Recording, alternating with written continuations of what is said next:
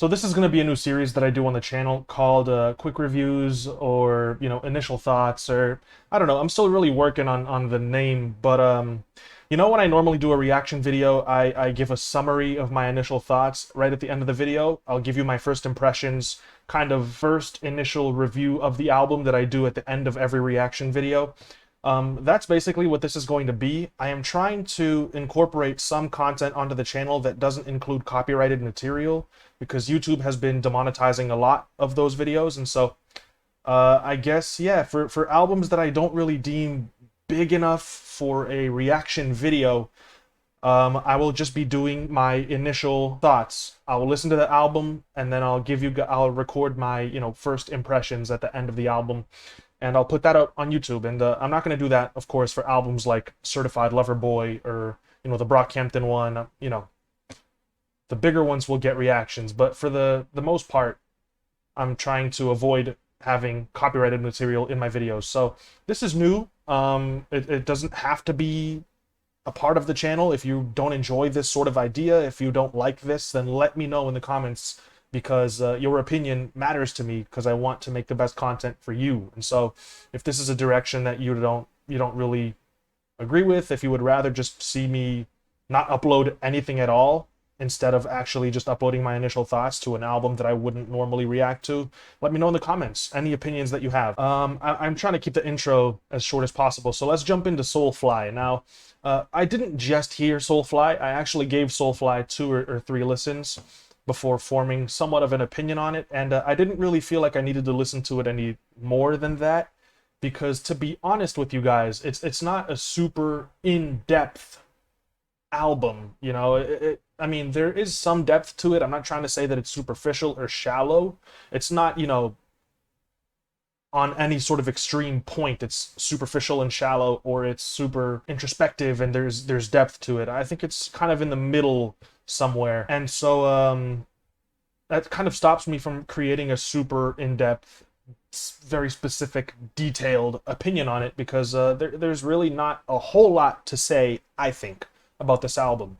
Now, I do think that Rod Wave does include some depth to this album, which is why it's not a superficial album, because he does kind of go into his personal life, into details about wanting to be a good father and the situations that he had to overcome, right, and making it out of the hood and trying to bring his family members with him, and these different struggles, these different personal experiences. He's putting himself into the music, and I can really admire that, and that adds some depth to the project. But added depth would mean, incorporating some experimental tracks, trying to incorporate some different styles or genres, or go beyond what we're just used to from you. That would add another layer to this project, and I don't think Rod Wave has done that yet.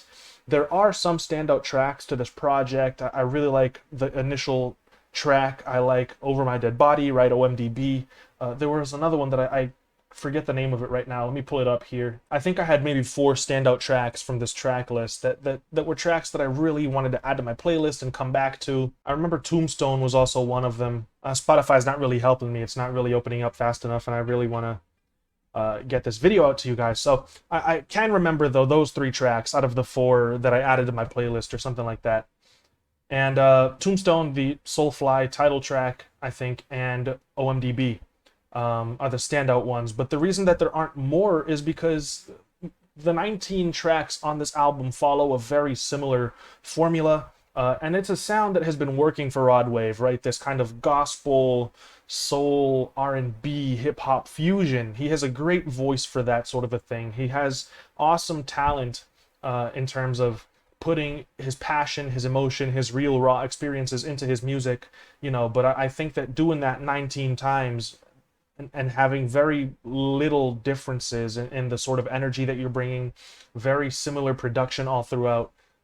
You could say it's consistent, but it gets sort of repetitive when it's done at that scale, right? 19 songs. The album is an hour long. If this were, a 10-track album that lasted 30 minutes, maybe I'd have a different opinion on it. But the fact that he put so many songs on there with so little variety, uh, is kind of a bummer to me. I want to like this album. I think Rod Wave is one of the artists that I'm more excited about. I think that he has a whole lot of potential, and he is only just starting out, I think. So at least in terms of his mainstream, career, his time in the spotlight. And I really want to see what he does with it. I want to see how he grows and expands. But with this album, there just really wasn't a whole lot of straying or deviating from that formula, right? We have this really soulful kind of a beat with a really beautiful chord progression, and he's going to sing on it about overcoming poverty, about, trying to be a good father to his kids, about being better than the generation was before him, with some kind of R&B trap drums in the background, and that's gonna be it for 19 tracks. That's really kind of the extent of my opinion on this album, is that it could have been so much more than it ended up being, because there just wasn't enough variety in here. This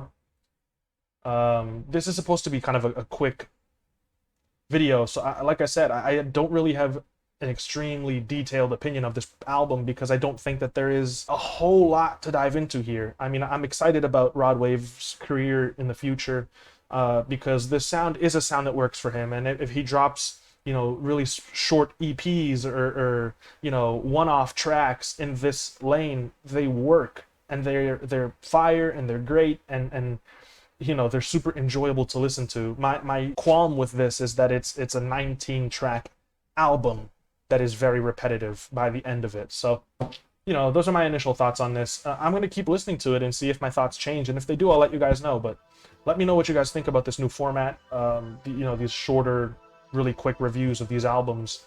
And yeah, I'll see you guys in a video really soon. Until then, stay safe, guys. Peace out.